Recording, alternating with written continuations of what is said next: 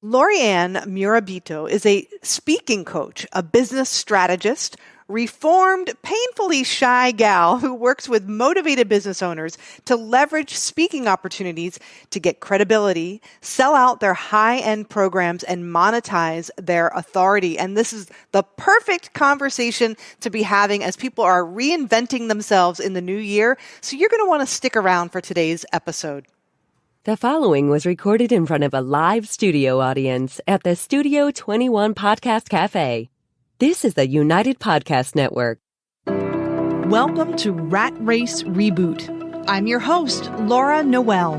And as a certified coach and former 27-year military leader, each week I provide bite-sized mindset pivots that will help you reset your mind, reawaken your spirit, and regain your control. Hello, everybody, and welcome to another episode. Laurie-Ann, thank you so much for joining us today on our episode. I have to tell the audience, we were just talking about this. I am all about the law of attraction and just the synchronicities and being open to them and open to receiving. And when you're in receive mode, wonderful opportunities emerge. We notice them. And it's not a woo-woo magical thing necessarily. No. It's even how our brain works. That reticular activating system I always talk about is how when you're looking for opportunities to connect with people who are like-minded and collaborations and things that will help you grow and leverage, when you're open to that and you state it every day as a part of your vision and your goal, which I do, even in a random boutique in Nashua, New Hampshire, you can meet the right people, get the right introductions, and be open to it, and just know to yes, let's connect. We have to connect, and that's what we did. And you just had to be open to that, and we obviously were both open to that, and here we are today. Absolutely. And the cool thing is I have had this podcast operating for a little over a year. Congratulations. And thank you. And you are my first in-studio guest. Really? So, yes. I'm honored. I'm honored. And this is going to be a great show. Well, I was really keying in on something that I read in your bio. And by the way, the rest of the bio will be in the show notes as well as contact information for Laurie-Ann. But one thing that really jumped out at me is you are a reformed, painfully shy gal who works with motivated business owners. So I'd love to hear more about your journey and how you got started doing what you're doing. How did you kind of reform that painfully shy aspect of yourself? Well, I'm going to take you back to when I was probably a teenager. And when I say painfully shy, I mean couldn't make eye contact. I was an expert on tile floors and sneakers. Oh my gosh. Okay. Love it. But I just realized I would watch other people just make eye contact and have these great conversations. And I thought, this behavior of mine is not going to serve me in the long run. So I knew that I needed to change that. So all I did was I made a little bit of eye contact for a few seconds, pulled away, and realized the earth did not open up and swallow me whole. Nobody made fun of me for actually making eye contact. And I was like, if I can do that for a few seconds, maybe I could do it for a few more seconds and then a few more. And literally that was the beginning of the baby steps that I took. Wow. To peel my eyes off the floor. That's incredible. And I always tell people, you don't have to take these grandiose steps. It's making a committed decision one step at a time. You made that decision. Okay, maybe I can hold that eye contact for a few seconds or a moment. Yes. Okay, what if I doubled that? Or what if I did it again? Yes. So you're consciously choosing and being aware, which is awesome. And I think being fully present with this moment right here and not but what if? Yeah. What if somebody makes fun of, the stuff that happens afterwards? Because I have said yes to a couple of speaking opportunities that I did not think about what was going to happen afterwards. Yeah. Or even, did I worry about what I was going to say? I said, in high school, I said yes to a speech contest. I had no idea what, I grew up in an age where you just teacher tells you to do something. You just go, okay, I'll do that. And I won first place. Wow. Yeah. I won for something, but I never thought about what will people say about me. Okay. I was just like, all right, I got to do this. Self-integrity is also a very high value of mine. So when I say I'm going to do something, right. I do it. So I didn't worry about all the other stuff. It was just like, all right, this is what I have to do. Same thing happened when I was with a couple of other women. We were putting together a networking event. Women just network differently. Yeah. So a little bit of education, a little bit of networking, and then they pointed at me and said, Laurie-Ann, you do the speaking. And I just went, uh-huh. Okay. Deep inside, I was like, but I'm not a speaker. Yeah. But I spoke, I served. I came from a place of serving. And when I was done, so I'm just going to tell everybody who's thinking about but I don't know what to say. I don't know how to put together a speech. This is how my speech ended. And because you're a speaker, you'll really appreciate this. Okay. This is how it ended. It went, okay, now I'm done. Yeah. Literally said, now I'm done. If you want to have a conversation with me or if you have a question for me, I'll be in the back of the room. I just wanted to get away from the front of the room. Right. And people came up to me and said, do you work with clients? What's your website? And I was like, did you not see the train wreck that I think just happened? But I connected with the audience. There's so much goodness to unpack in what you just said. And I think this is applicable, whether your goal is to be a speaker or, we're coming into the new year and people are really getting grounded and figuring out, who do I want to become? What do I want to do? And what do I want to accomplish this year that's different from the previous years? And, I'm hearing some things in here which I think are really important to hone in on. And one is, you said yes before you felt you were ready. Yes, absolutely. Yeah. And so that's one thing. Two is you didn't overthink. No. You sprung into action because your gut said, say yes. Sometimes I think there is beauty in not thinking and not pausing to take a breath and just go with your gut reaction. And if it's to say yes, maybe you make a challenge. You're right, this is a beautiful time of the year to reinvent ourselves. But what if you just said yes? Yes to new opportunities. Yes to any new opportunity. And just to see where it takes you. Absolutely. And, and even in your example, you didn't see yourself as a speaker and you didn't know what you were going to say. But I always say this too, and you know this as well, is you make the decision first and then the how figures itself out. Yes, it does. But we typically, how we're taught to set goals is you have to know how you're going to do it before you commit all to it. All the different steps, right? And all the strategize and plan. I think we waste so much time in the strategy and planning when just go do it. Yeah.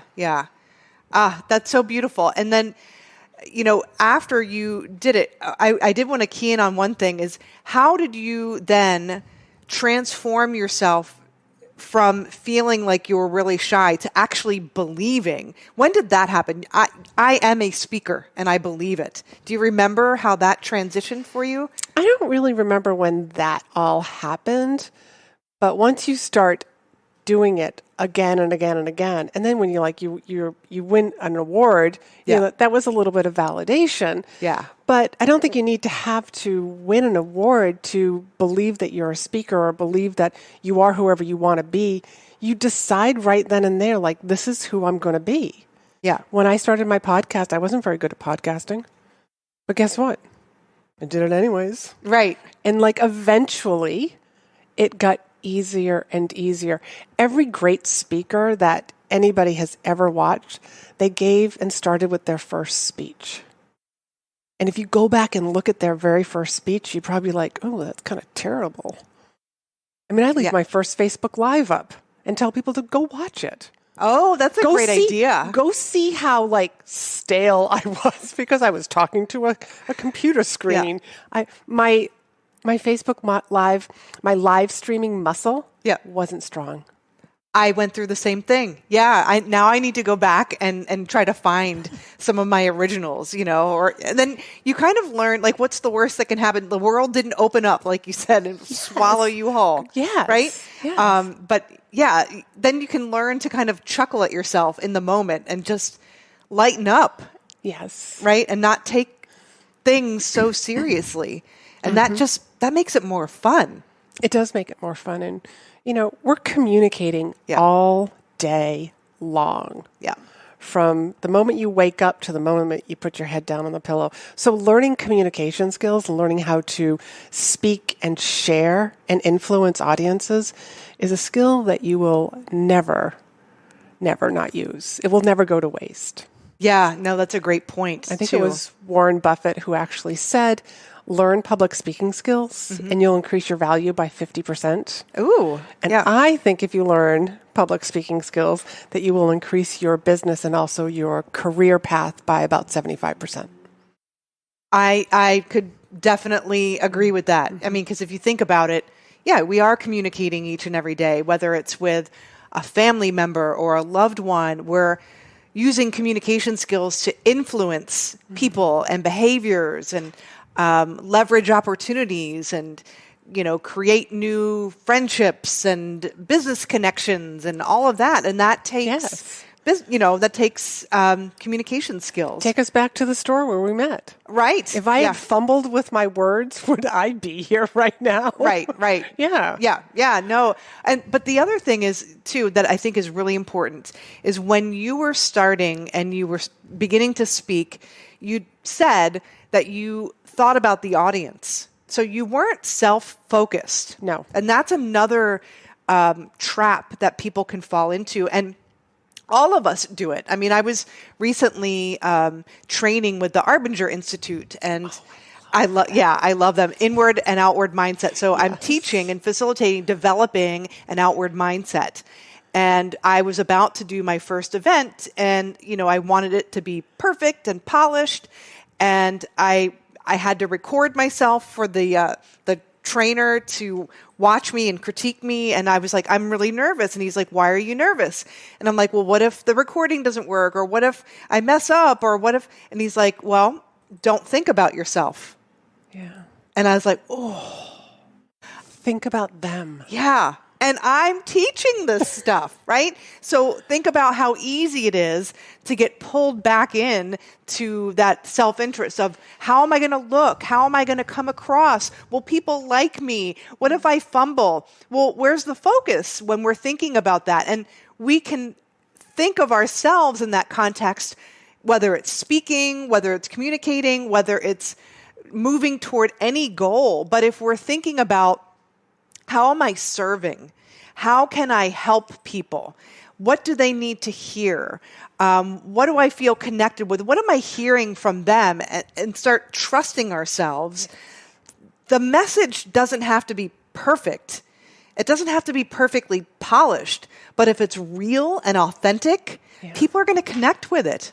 They will. That is how audiences connect with you. That is how, like, people who are just listening to this podcast, they're connecting with us because we're not just having a conversation between the two of us. We're having a conversation with others. Yeah.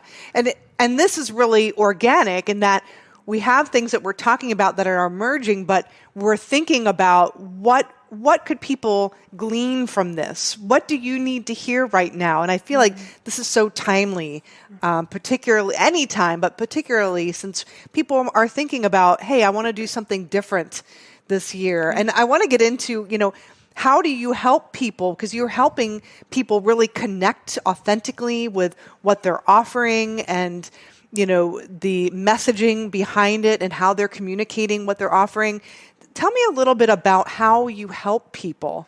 And before we actually go there, I want to actually share some tips with people who are who might be saying, but Laurie-Ann, like, I'm really shy right now. Like, I can't even imagine speaking in front of an audience, whether it's in person or it's virtual.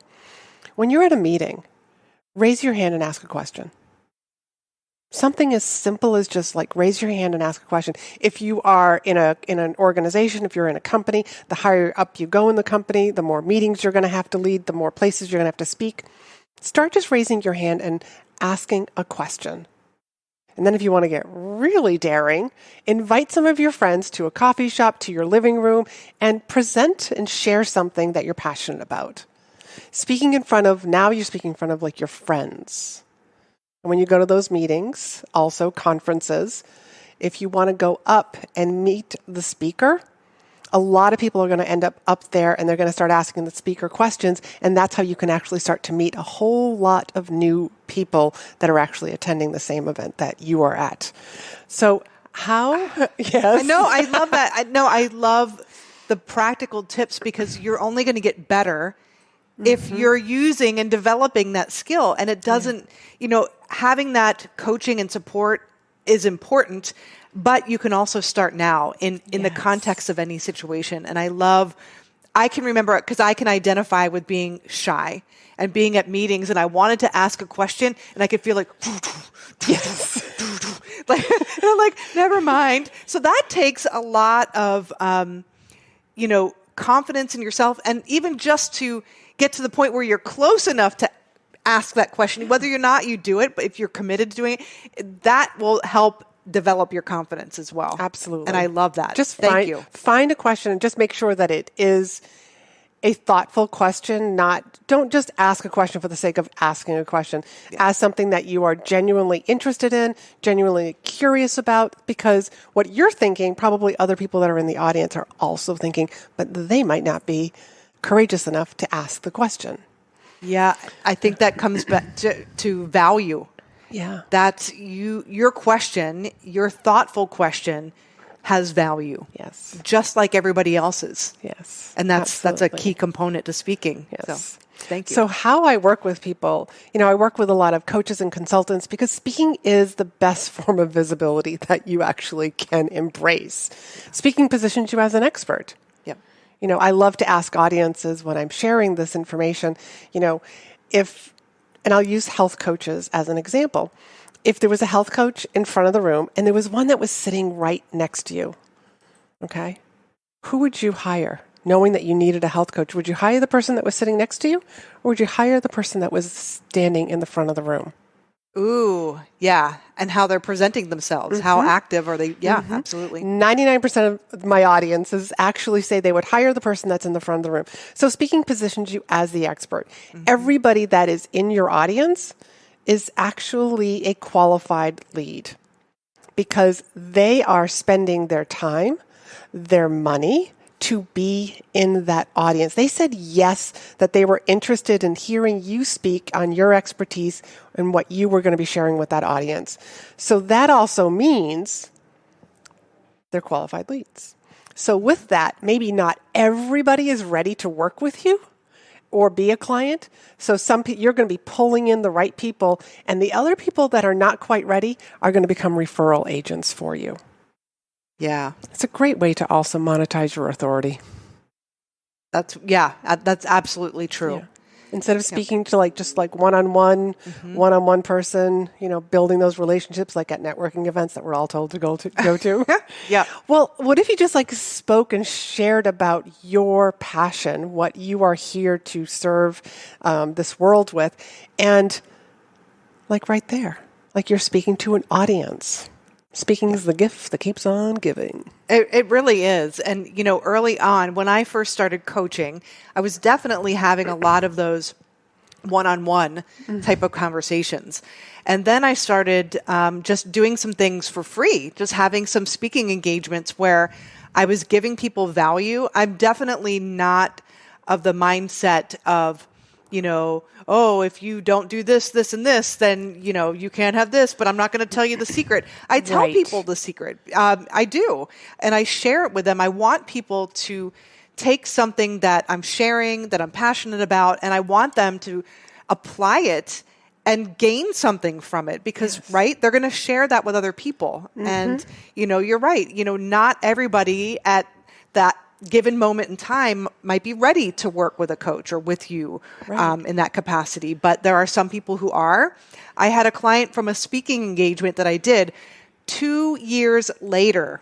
This is what I mean. She reached out to me. Gift that keeps on giving. Yeah. It's never a one and done. Nope. No.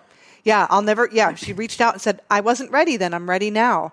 So you're sharing your passion and getting really honed in on the message that you're sharing. You're serving other people, and people feel that. They know that you're giving them something real and authentic. Yes, absolutely. So part of what I do with people is I help them find their story, find a story like to share with an audience, because audiences love stories. Your audience members get to see themselves in your story. And I help my audience, my clients, actually craft their presentations. A signature speech, a speech that you would give again and again and again with minor little tweaks so that for each audience, it seems like you wrote it just for them. Yeah. But there's certain components to a presentation, whether you are speaking for your business or even if you're giving like a business presentation, because speaking is not necessarily just Zoom and stages. Right. It's podcasting. It's how you introduce yourself, at a networking event or, a conference when you're meeting people. So there's always that opener. You want to grab your audience's attention. Then you want to share with them what I call your authority section, which helps the audience think of, all right, you got my attention, but why should I listen to you? So that they will continue listening to you. And then we have what I call the value section. And that's where you are actually giving really good information, things that the audience can actually walk away and use. I always want my audience to walk away with some gold nuggets that they can implement right away and not after like a month or two of, getting everything ready. And then there's like these stories. This is part of my secret sauce is the stories that you had from your clients, stories that have lessons that actually will help your audience overcome their objections. Because everybody's got an objection like about, that won't work for me. I've tried that before. I don't have enough time. I have stories that address all of those. So that again, at the end of the presentation, when I make my offer to the audience, whatever that might be, the right people are going to raise their hand and say, I want to know more. I need to do this. That's brilliant. And then we tie it all together, with a nice, beautiful close. Yes. And there's a whole lot more. I mean, I made it sound very, very simple right here. But what I do is I walk people step by step through this process so that they're injecting humor. Because audiences, in the speaking world, we say, the more they laugh, the more money you make. Oh, I love that. Oh, my gosh. Having a sense of humor, being yourself. So my approach is not cookie cutter. Yeah. I do not want a bunch of, coaches and consultants speaking and being like me. Yeah. No, I want their personality to come out because that's what the audience is going to connect with, is when they are themselves.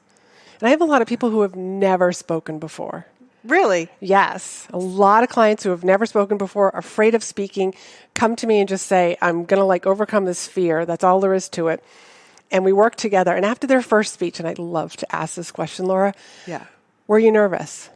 And they always, no. Not even a little bit. No. It is always my goal that my clients feel like they had 5 years of experience before they got up there and gave their first presentation. I love that you said they feel like they've had 5 years of experience, because that feeling always precedes an outcome. Yes. Always. Always. And so that's, I think, also a key component of how you help people too, is you're walking people through a process, but you're also helping them to develop the mindset that enables them to step into that persona, that person who is them. That's their authentic self. Yes. Yeah. Yes. And then like once you have your presentation, like what do you do with it? How do you pitch meeting planners? Like how do you have those conversations when you get booked to speak? Like how do you have those conversations, so that you're talking about the event so that you can customize your presentation and you also sound like a pro. Right. I don't want any of my clients ever coming across as being a novice, even if it's their very first presentation. Yeah, that's, and so do you find then that pretty much anyone can learn these skills if they have a desire? As long as they have a desire to learn something new. And I have yet to find somebody yet that wasn't a good match. Yeah. Because usually the people who are raising their hand to like work with me are people like, I want to do this. Yeah. Like they have that calling, like I have this calling to speak, this voice inside of me that says I need to speak up, I need to start sharing. This is going to be the way that I'm going to get visible with the world and share my business. Yeah. So you have to want to learn a new skill. Yeah, that's a key component with any coaching, right? The desire has to be there. And it sounds like your clients, because you've experienced this yourself, I mean, transformation, not only in the business, but as a human being. Yes. Have you seen a lot of that in your clients as well? Oh, yeah. Like who they become. Right. Is so beautiful. It's so touching, and they're going to go on to inspire their audiences. Yeah. Yeah. I mean, that is beautiful. It's a lot of fun. And, I keep seeing, people like are nodding their heads also. So Yeah. I think a lot of people are agreeing with what I'm sharing today. Yeah. I mean, I think this for sure. Yeah. You've given us so much to consider and to think about. You've given us and the audience practical tips to get started. But let's say somebody is ready to take this a step further and really leverage the support of a coach. How do they get in contact with you? How can they start working with you? How can they learn more about connecting with you? Well, you can learn more about connecting with me through my podcast, which is Be in Demand with Laurie-Ann. My website is also speakandstandout.com. And I'm on LinkedIn and Instagram and Facebook a lot. So those are some other places that you can just send me a DM and just say, hey, like I heard you on this podcast. I'm interested in learning more. And we'll have a conversation. Yeah. And if it's right, I will invite you onto a call and we'll have a conversation about your goals. And I will share with you which one of my programs I think you'd be a great fit for. Well, thank you so much for joining us today on Rat Race Reboot. Again, this was very timely. I encourage all of you to go to Laurie-Ann's website, connect with her, learn more about what she does, listen to her podcast, and start applying these tips that she gave all of us. I'm going to leverage those myself, but I'm really excited you joined us today. Thank you again. Thank you. And remember, everything is created twice. First in your mind and then in physical form. So until we meet again, we'll see you next week. Have a wonderful rest of your week. Bye. The views and opinions expressed by the hosts, guests, or callers of this program do not necessarily reflect the opinions of the Studio 21 Podcast Cafe, the United Podcast Network, its partners, or affiliates.